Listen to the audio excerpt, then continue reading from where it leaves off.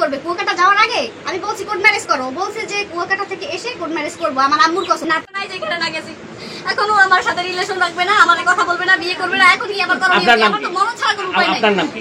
ও আমার সতীত্ব নষ্ট করছে, ও আমার বিয়ে করবে। আপনার নাম কি? আমার নাম ফারজানা। আপনার বাবার নাম কি? আব্বুর নাম ফারুক হাওলাদার। গ্রাম সোনাউটো। সোনাউটো। আপনি কার সাথে রিলেশন? আজকে এখানে কেন আসছেন? আসছি বাইজিতের সাথে আমার রিলেশন, ওর বিয়ে করতে কালকে দুপুরে আসছি বিয়ের দাবিতে। 2 বছরের। হ্যাঁ, কুয়াকাটা দেখা হয়েছে, তারপর যে বাইজিতের বড় মামা তার বাসায় দেখা হয়েছে। প্রয়োজনে কুয়াকাটার ভিডিও ফুটেজ আপনি নিতে পারেন, সিসিটিভি ফুটেজ। আর হচ্ছে এরকম নানা, আর ওর বাসায় আমার দেখা হয়েছে।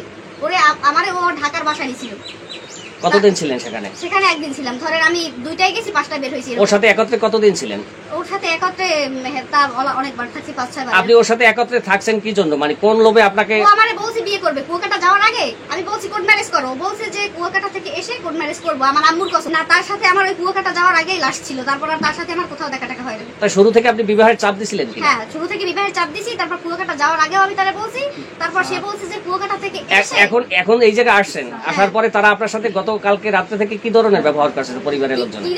পরিবারে আমার হচ্ছে যে আম্মু টাম্মু তার আমার অনেকই ভালো জানছে, যে বাইজিতের আম্মু বা বোন আমার 2-3 বার খাবার টাবার খাইছে। কিন্তু কি বলবো, ব্যবহার একটু ভালো না। এইসব পরিবেশে আমি বড়ই হই নাই। আপনি আসলে বিবাহ আমার বাইজি যেখানে রাখে ওইখানে থাকবো। সে যদি এই জায়গায় রাখে তাহলে আপনি কেমনে এখানে থাকবো? আপনি যেহেতু আপনার শ্বশুর বাড়ির দাবিতেই আসছেন, যেহেতু আপনার শাশুড়ির নামে বিরোধিতা করলে তো আপনি সেখানে থাকতে পারবেন না। না, আমি তার নামে বিরোধিতা করি না। আমি বলছি যে সে বা আপু বাইজিতের বোন তারা আসার পরে এখন আপনার সর্বশেষ দাবি কি? সর্বশেষ দাবি আমারে বিয়ে করতে হবে। বিয়ে না করলে আমি এখানে বসে আত্মহত্যা করবো।